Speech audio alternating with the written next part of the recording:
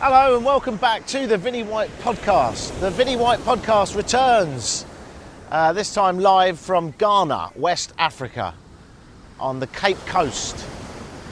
I'm on the beach, and coming up in the podcast we'll find out why am I here? Because it's cold everywhere else. How did I get here? An aeroplane, just a normal aeroplane. And what am I doing here?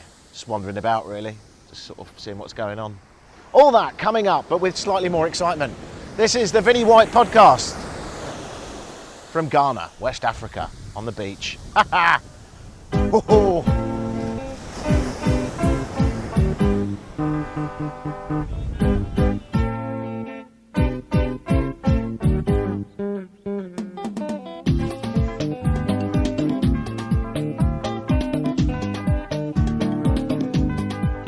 Hello, my name is Vinnie. I've been living in Canada for 12 years. I did lots of radio shows over there and podcasted them. Now I moved back to England and have got a peculiar reverse culture shock, and we'll get into that no doubt. But living here, I am going to do some more podcasting and probably get a radio show, I imagine, or some sort of YouTube thing. I don't know. We'll work it out later. I'm in my flat.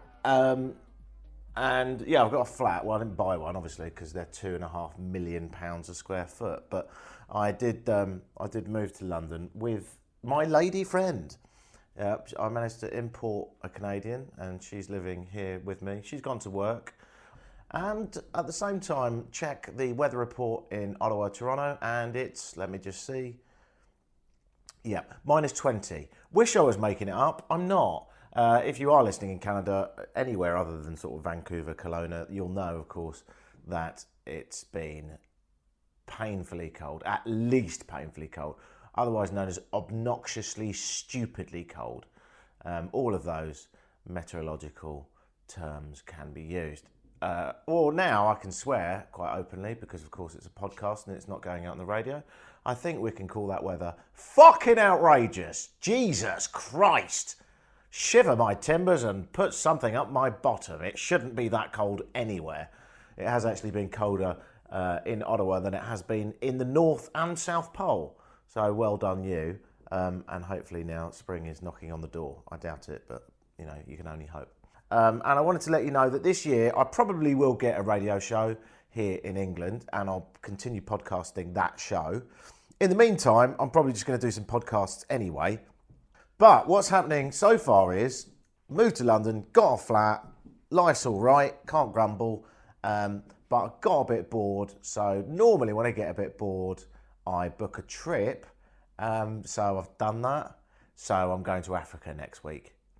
Yeah, I think I might have ADD. And by this time next week, Ebola. No, I should be fine. But I am going to Ghana, and I'm going to take you with me. So if you fancy coming along for the ride, then all you have to do is stay tuned.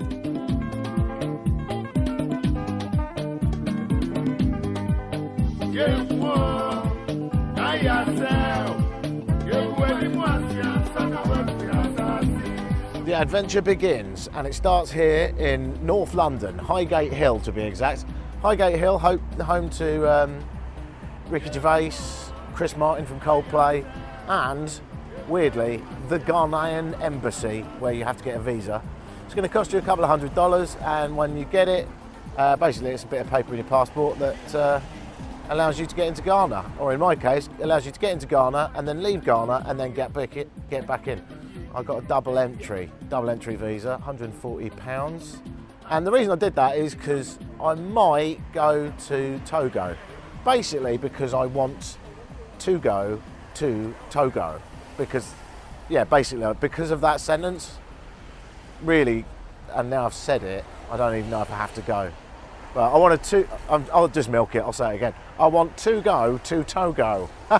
It's funny because Togo is also to go. It's a country in Africa.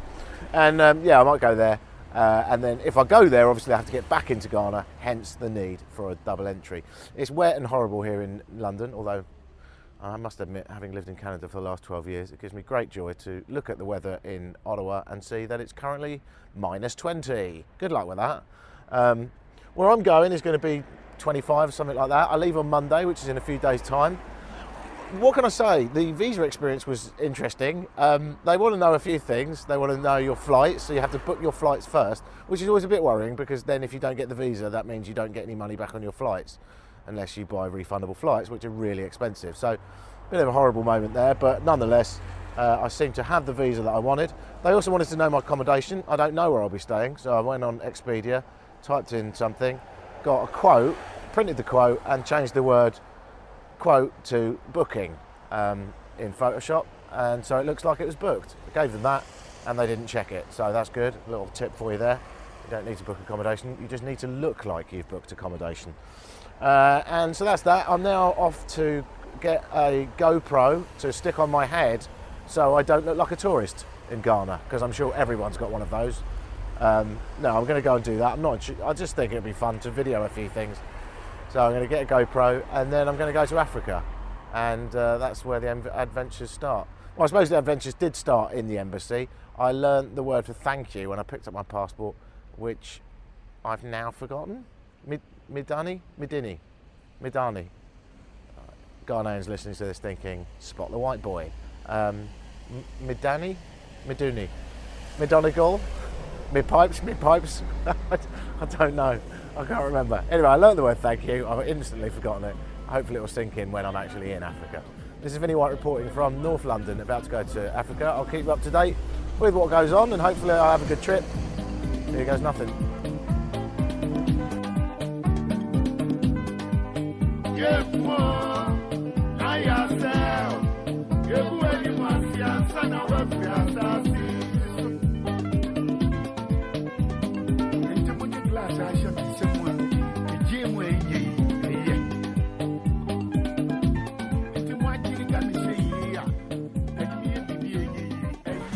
"28 million people live in Ghana, one of Africa's success stories.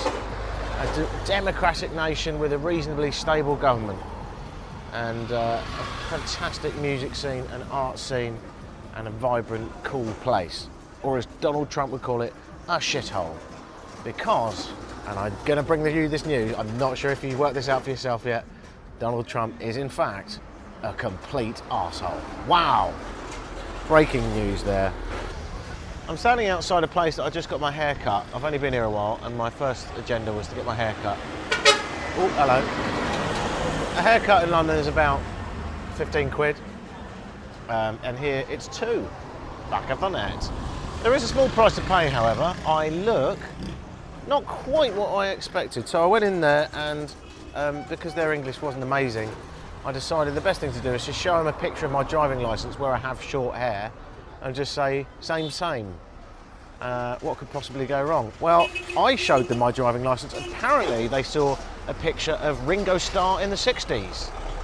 Got a bowl cut, and let's just say it's a bloody good idea that this is not a vlog, because a podcast is a beautiful way to not have to look at my hair, which I thought something was going wrong when he was using a razor blade around my ears, like a proper live, just unwrapped razor blade, freehand.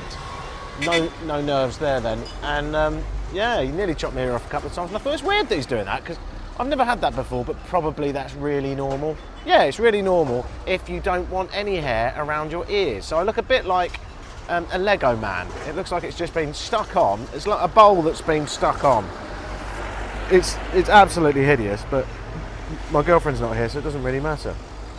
You know, I'm obviously always fighting them off anyway, and now it's going to help fight them off. I mean, I did it intentionally, is definitely what I'm saying. So where am I? I'm in Ghana. Quite a lot of gold made this country what it is. A lot of commodities. That led to invasion from the Portuguese, the French, the Dutch, the Swedes and the Danish. Everyone's had a crack. And then when slavery, which is very much an important part of the economy, not quite a moral one, I wouldn't say, but there we are, more of that coming up as I go and look at the slave Gold Coast. But anyway, slavery was abolished in the 1800s. The Ashanti lost a lot of money when that happened because they were trading slaves with the Western world and they lost a lot of power. So in came the Brits and they did it using flags, guns, moustaches and smugness. but it's been independent since the 60s. And like so many African countries, it's still trying to find its feet. It's done a lot better though. Don't take that democracy lightly. It's hard to find a really good democratic model in Africa, and this is one of them. Yeah, you know, I'm stood on the road here and there's potholes everywhere and people riding motorbikes with no crash helmets, and yeah, it's the developing world, you know. It's pretty bonkers in places. Also, I've seen a lot of guys selling phones that have no cables, no paperwork, no boxes, and I'm thinking, I know a lot of people that have had their phones stolen on the streets of London by moped gangs, and I've always wondered where they end up. Well, I'll tell you where they end up. Accra, Ghana. A lot of them anyway. Some of them make their way to the east. Still got a cold, but I'm having a beer. That'll fix everything. Yeah, I'm here. I'm going to take a trip around Ghana. Obviously now it's a matter of wheels. So what I'm going to try and do, and this is definitely a brilliant idea, what could possibly go wrong again, is sort of rent a motorbike. I say sort of because you can't rent a motorbike, but you can go up to a guy that's got a motorbike and say, can I borrow that for a week and I'll pay you. Which is renting, but without quite the paperwork that we're used to. So I'm going to go and have a chat with a few mechanics and see if we can organise something, because it'd be nice to have a motorbike. And I'll get back to you. But yeah, here I am. It's hot, it's sexy, it's gorgeous. It's definitely something to look at. There are people bustling around, working away on this Monday afternoon, carrying all kinds of things. There's this guy with a shoe on his head just walked past me. He's also got shoes in his hands, but he thought, why not pop one on my head and then everyone knows that I'm a shoe seller? Unless he is extremely drunk and has confused his head with his foot. I did it once, didn't end pretty. Yeah, I wish I was making that up. Oh, that's honestly true. It's amazing how when I record something it gets weirder.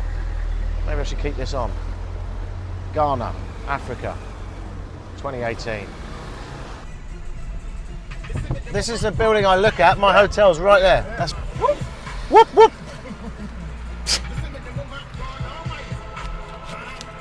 Well, you've only got 3 songs. You need some more songs. There, buddy. Is that good enough? Give me 5, I'll touch. 5? Yeah, give me this. Give me 5. Okay.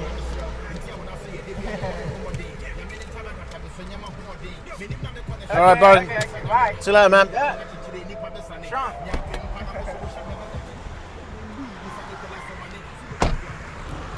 Just got out of a cab in Accra near my hotel, and it's nice of them to drop me off in the middle of the highway. Always makes me feel good. These guys, you think Uber's bad? These guys do not know where they're going. Like, I showed him a map. Obviously, I haven't got information on my phone. I've just got a photograph of where I'm staying on the map. Yeah, so a photograph of the map, a screen dump of the map. And he's pushing it around, and every time he pushes it, he sees pictures of me and my girlfriend with clothes on.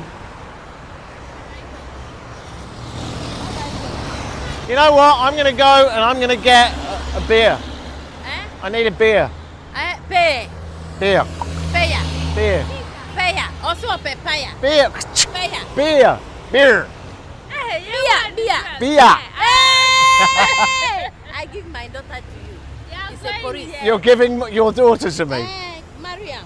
It's a police. Police man. Hello, Boris. I'm already married. Sorry. You are married? Yeah. You're married. It was a great offer, though. I mean, thank you very much.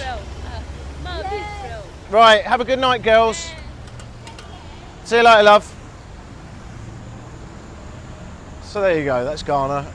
You're trying to talk into a microphone on the side of the street, and someone asks you to marry their daughter.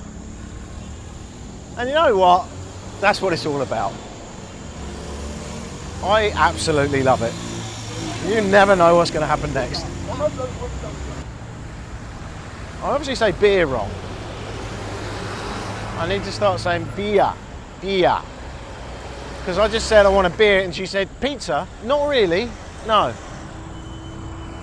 And then she offered me her daughter. I mean, really, you would think that if you're going to offer your daughter to someone, you would at least make sure that they were capable of pronunciation in your local dialect. I think she's not being choosy enough, if I'm honest. Hello from the Hippo Hotel in Ghana. Okay, if I sound weary, it's because I am.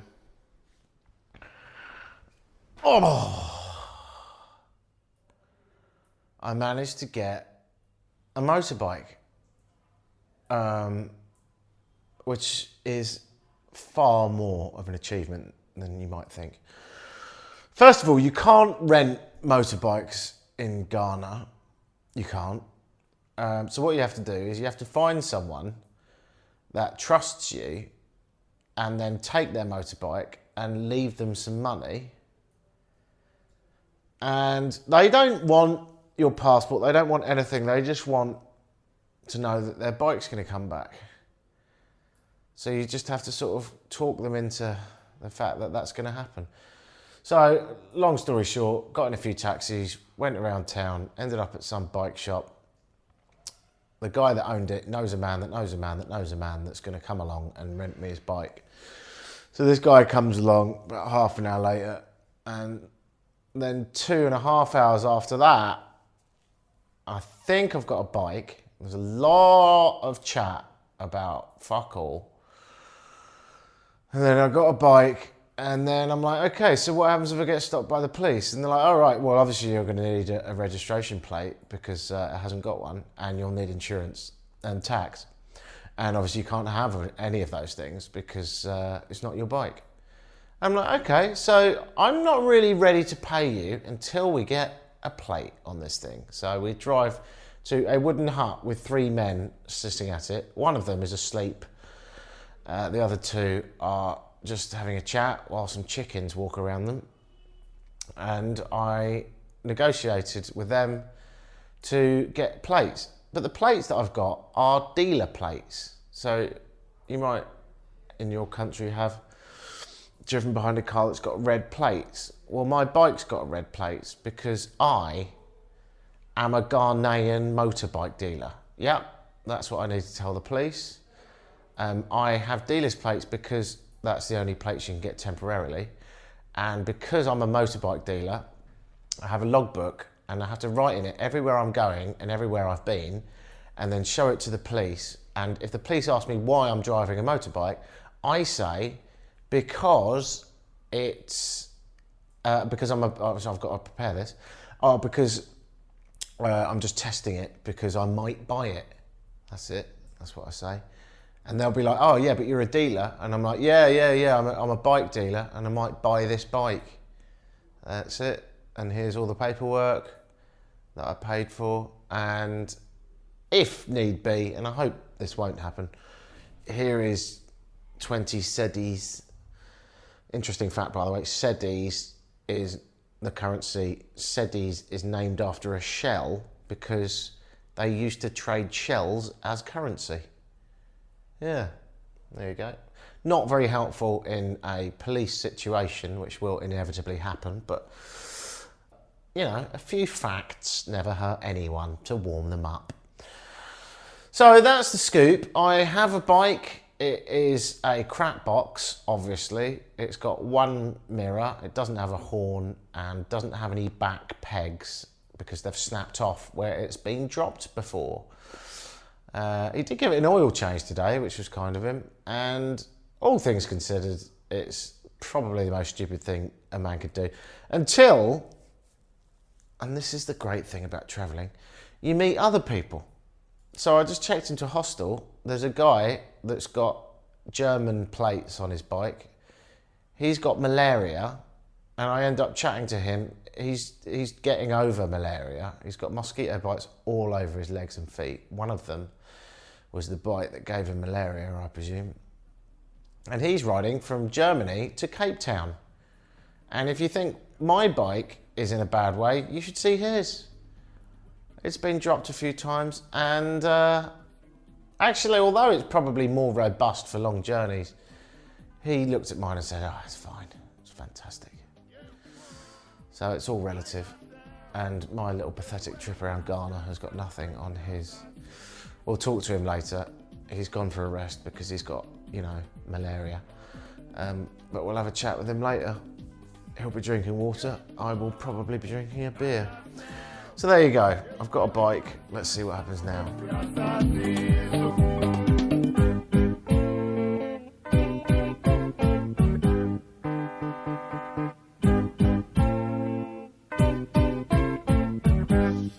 You might as well start from the beginning in Germany.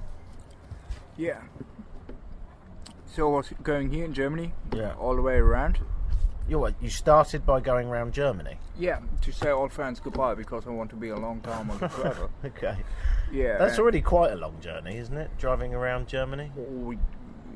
It's quite a long journey from bar to bar when you say old friends goodbye. But no.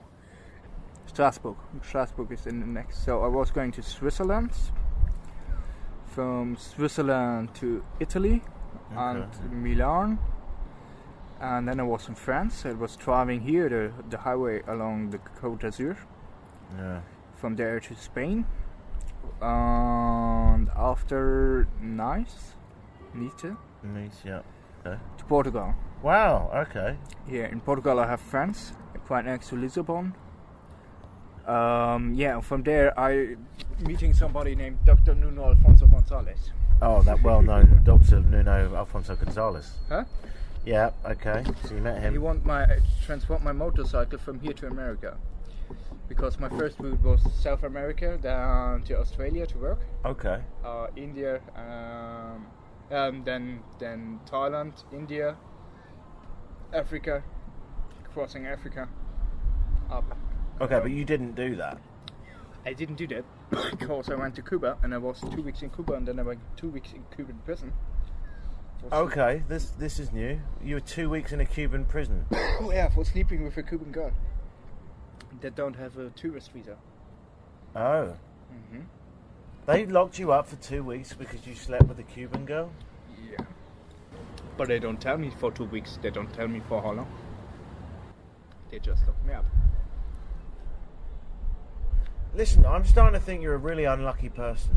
Oh, no, I would not say this. I think I'm really a lucky person. But yeah. So where's the bike? The bike was in The bike was with Nuno Alfonso. in Portugal. Yeah, in Portugal. Waiting on a container to go to America.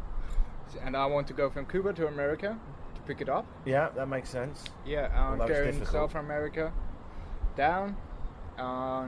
What happened in the prison? Did they want money?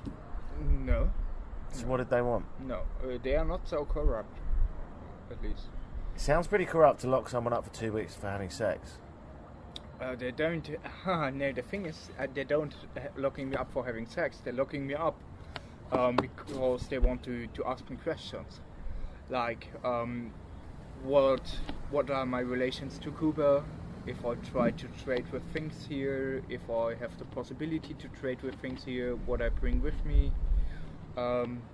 Basically, just if I want to bring Coca-Cola to the communism paradise, because they don't want Western stuff. But they don't tell me what happens with the girl. Yeah, after 2 weeks they was clear that a nobody with nothing and no interest in treatments in Cuba or smuggling and stuff like this. So they let me out again. So there must be more to this story, because was she a spy, or is she someone in particular? No, but it's a little bit like the Stasi in Germany, you know? The Stasi, yeah. Yeah. Well, the Stasi, yeah. Yeah. In a little village. Inside was nobody. I sat inside on the bar with the girl, and outside there sat somebody, 2 old guys. Yeah, playing cards or something. And I was drinking. She was drinking with me. We decided to have sex. Like you decide to have sex after you're drinking a lot. And she said, "Okay, but it's not that easy. I go in the forest and you follow me." But, okay, whatever you wanted. Yeah, I did. She was going in the forest after she closed the bar. I was going 20 minutes later over a little path. We meet. We had a good night together. I was building my tent. Next morning I was taking my tent down, and there stand a few police officers. I said, "You came with us?" I said, "No, why? My scooter's here. I stay here." I said, "Yeah, but you're inhafted." I said, "For what?" I said, "They said for sleeping with a Cuban girl." And I said, "I don't sleep with a Cuban girl." That was the first fault. Ah. Yeah. They said, "Okay, yeah, no, you're inhafted because she was lying to us." Ah. So I go back. After this, I was talking with Dr. Nuno Alfonso Gonzalez to know which direction I fly, America or back. Yeah. And he said there are problems. I said, "Yeah, cool. That's exactly what I need. Problems." So my motorcycle goes at the end to Valencia. Okay. Not to there. No, to there. Not thousands of kilometers, just to Morocco. Marrakesh was the only stop because I already know Morocco quite good. Yeah. Mauritania, Senegal, Guinea, Cote d'Ivoire. Gambia or not? No. You went round. Yeah. From here then directly to Guinea. Guinea was amazing. Senegal too. From there then here, Ivory Coast. Okay. Ivory Coast, Ghana. I'm here. So I'm taking from here Ghana a boat directly to Angola, Luanda. Okay. Yeah, and then down. Okay. That's good, dude. Well done. That's it. Until now. But I see. Maybe I'm only listening to the bad bits. But you said that you fell off your bike quite badly. You cracked a rib, right? You've got malaria now. That's not very good. Yeah, but a bike accident on a trip like this, at least only one. Yeah, what is quite.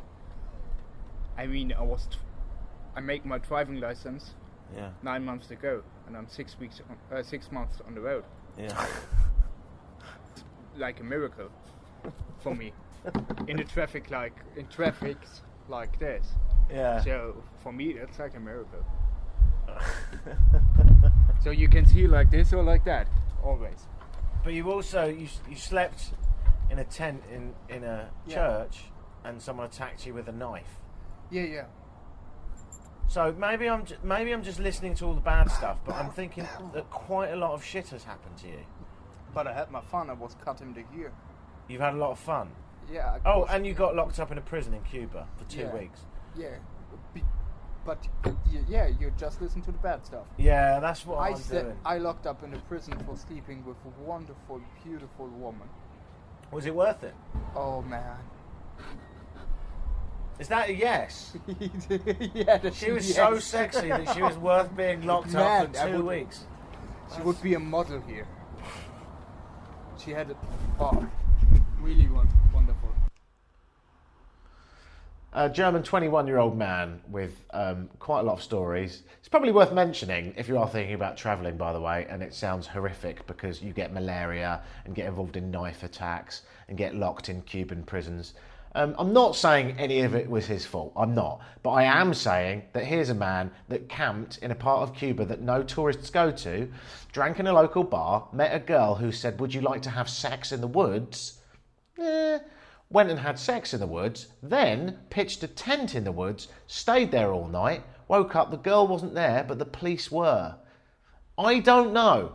I don't know what happened. I don't know if it even happened.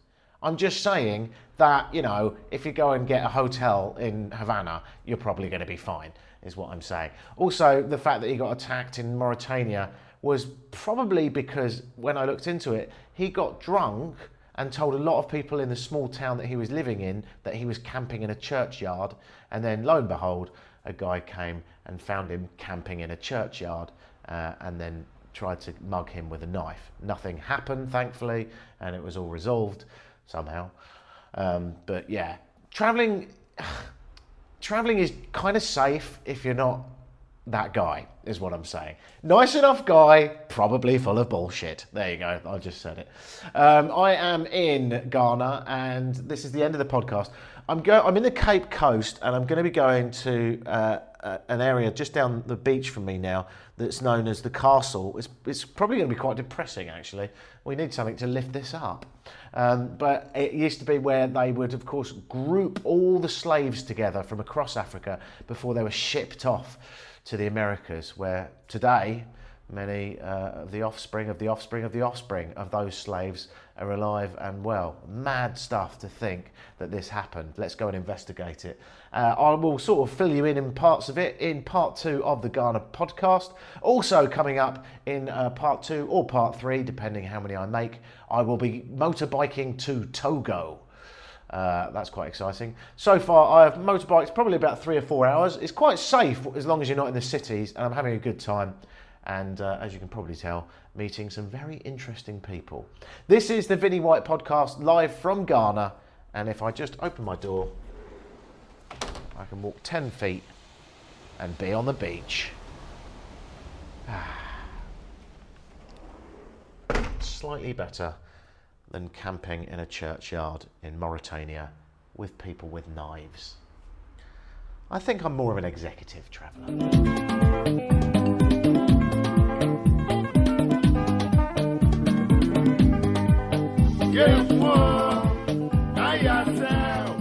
The last thing before I go is this. Everywhere I go on my motorbike I get lost, and every time I get lost I ask directions, and every time I ask directions people on the street say, well, let me get on and I'll just show you where to go. Let me get on. Let me just get on your bike and I'll show you where to go. So I tried it today, picked up some random dude and he showed me where to go. And then he got off and walked back to where he was and got on with his life. Very peculiar for us Westerners. Let's discuss this with the shopkeeper. See you next time. I've noticed that in Ghana, everyone talks to everyone.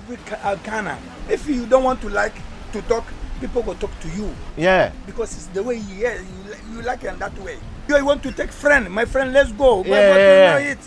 You know. Yeah, like yesterday I was on my motorbike. I was lost, right? And I asked for directions. And he says, let me get on. Everybody want to help you. Can you imagine picking up a random guy in your... Somebody can get them for you. Everybody are busy. Everybody are running, you know. Yeah. It's like people hate you. You don't understand. You go say, why? What is going? Nobody want to talk to me. Nobody want to help me, you know. Yeah. No, here we are not like that. Here. Yes, one. By yourself.